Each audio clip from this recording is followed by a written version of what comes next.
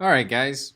Tonight's notes are entitled The Articles of Confederation, Our First Constitution. So, the Articles of Confederation is the name given to the first Constitution of the United States. It was written in 1777, so this is in the middle of the Revolutionary War. This was the government that was set up between the colonies that existed during the war and the years immediately following it. And when they're creating these Articles of Confederation, many Americans are concerned about having a strong national government. They didn't want one because they had just overthrown a strong national government in Great Britain. Uh, Also, at this time, each state already had its own constitution that was the framework for the government in their state. And they didn't want to give up any powers from the state level and give it to a national government. So the Articles of Confederation are very weak. All right. You can think of it, it's not really like one united country the way it worked. It was more like an alliance of 13 states. So, under the Articles of Confederation, there was no president, there was no Supreme Court, there's only a Congress, and that Congress had really limited power. There were only certain things it was allowed to do. In Congress, each state had one vote, regardless of the population of that state. So, even though some states have a lot more people than others, they have the same number of votes in this Congress. To pass any law, it would require 9 votes out of 13 total to pass that law. So not even, I mean, it was more than a majority. It was a super majority that was required to pass a law. So very few laws are actually getting passed by this Articles of Confederation. Also, if there was to be an amendment or a change to the Articles of Confederation, all 13 states had to agree to those changes, which basically guaranteed that there were never any amendments to the Articles of Confederation. The national government run by this Congress couldn't charge taxes, and it couldn't set up a currency system. Each state could have its own money. So imagine if you lived in Virginia and you were traveling to North Carolina, your Virginia dollars don't work in North Carolina. You have to use North Carolina dollars when you're in North Carolina. And if you keep going south to South Carolina, you need to get South Carolina dollars. So this is not a very efficient system. States could also charge tariffs or taxes on goods from other states, meaning Virginia could pass a law that says any tobacco coming in from Maryland immediately has a 50% tax on it.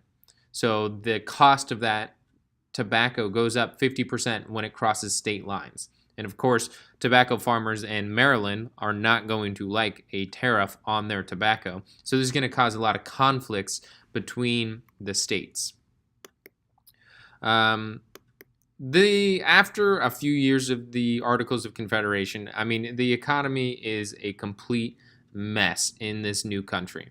Trade had decreased to only 50% of what it was before the Revolutionary War. States had passed tariffs to keep products from other states out of their states. There was very few money circulating around, so it was very difficult to buy and sell goods. It was really just a horrible, horrible situation in terms of the economy. And the government couldn't tax the people. So if they needed to get more funds to pay soldiers to re-enlist, it had no way of producing that money other than asking the states for money. So the federal government, the Congress, could go to Virginia and North Carolina and South Carolina and say, can you all give us $100,000 so that we can pay for re-enlistment of some soldiers? Virginia, North Carolina, and South Carolina didn't have to pay. Oftentimes they would pay, but it tended to be closer to 20% of what the Congress would ask for. So Congress is hoping for $300,000 total out of those 3 states, and it really got like $60,000. So you can imagine issues that's causing. This is why for so much of the war, it's very difficult to get the Continental Army paid, fed, supplied. That was really the biggest problem that George Washington was dealing with in terms of running his army, is just keeping it going, because the federal government at that time had almost no power to help them. Under the Articles of Confederation, we looked really weak to other countries, so they didn't respect us. Even after the war, it's going to cause a lot of issues. So after the war, Britain was supposed to turn over some forts out west to the United States, but they refused to do so because we had no way of taking them, controlling them. They also sold guns to Indians in the area to use against our settlers.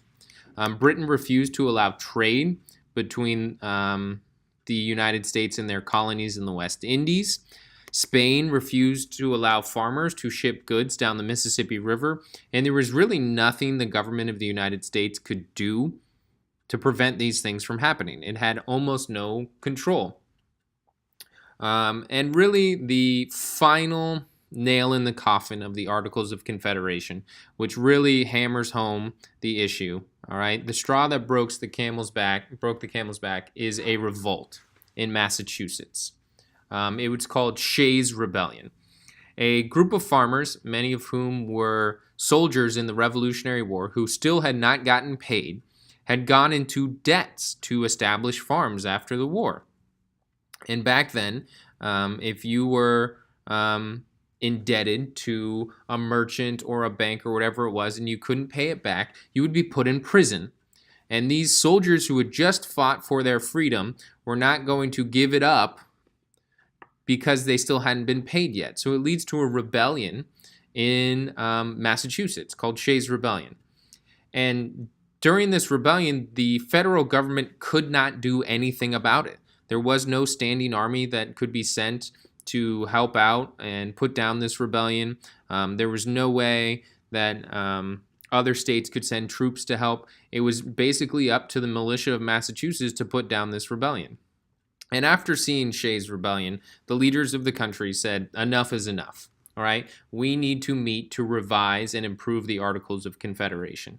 However, at their meeting, they realized that the Articles of Confederation are not going to cut it. Instead, they wrote a brand new Constitution. All right. I need you guys to make sure you complete your response question at the bottom of your notes and print it off before class tomorrow.